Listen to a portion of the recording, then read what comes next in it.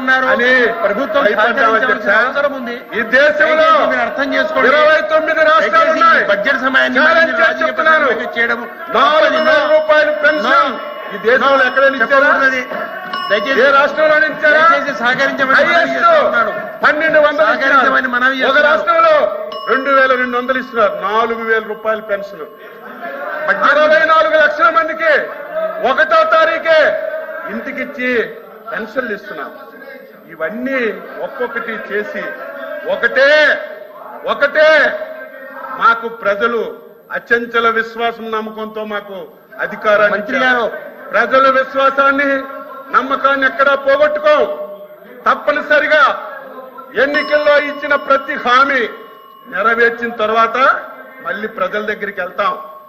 మా మీద విశ్వాసం నమ్మకం ఉంటే ఈ రాష్ట్రాన్ని బాగు చేస్తామని ఒక విశ్వాసం ఉంటే మళ్ళీ మాకు మంత్రి గారు చేస్తారు. ఆ విధానం